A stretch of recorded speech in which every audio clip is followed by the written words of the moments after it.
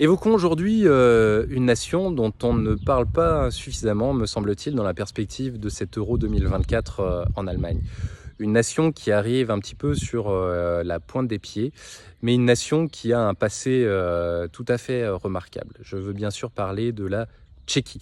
La Tchéquie qui provient de la séparation de la Tchécoslovaquie en deux États, la Tchéquie et la Slovaquie en 1993, a joué son premier match en 1994, il y a pile poil 30 ans. Alors la Tchéquie, on n'en parle pas beaucoup sur la scène internationale parce qu'ils n'ont pas des résultats remarquables lors des Coupes du Monde. En revanche, ils ont une histoire tout à fait singulière avec le championnat d'Europe des Nations, puisqu'ils se sont qualifiés à 8 reprises en phase finale. Ils avaient l'occasion de se qualifier à 8 reprises et ils se sont qualifiés à 8 reprises pour les phases finales, avec, lors de ces compétitions, des résultats absolument fantastiques. C'est certainement une des nations récentes émanant des années 90 qui a les meilleurs résultats. Je pense notamment à leur première compétition où ils vont presque jusqu'au bout en 1996 en Angleterre, où ils perdent simplement en finale contre l'Allemagne, 2 buts à 1. Et puis il y a eu la demi-finale également en 2004 qu'ils ont joué contre la Grèce, futur vainqueur de l'Euro au Portugal. Et ils se sont qualifiés également à 2 reprises en quart de finale d'un Euro. Simplement, à 3 reprises, ils ont été éliminés au premier tour. Donc on mesure bien à travers ce parcours que je viens de décrire une grande équipe de Tchéquie dont, je le répète, nous ne parlons pas suffisamment.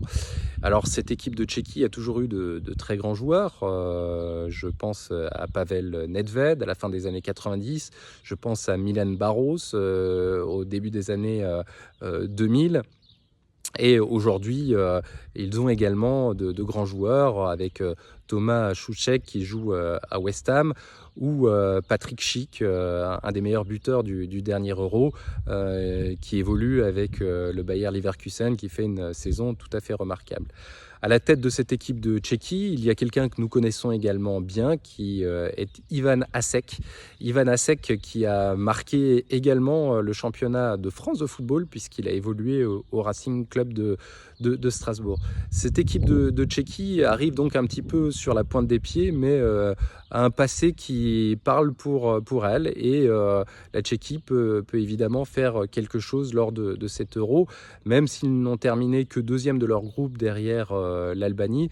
Cette équipe de Tchéquie se retrouve dans un groupe qui est plutôt abordable, puisque en dehors du Portugal qui fait figure de favori dans leur poule, ils peuvent se qualifier derrière, puisqu'ils ont la Turquie et puis le petit pousset, la Géorgie, qui se qualifie pour la première fois à une phase finale d'un Euro.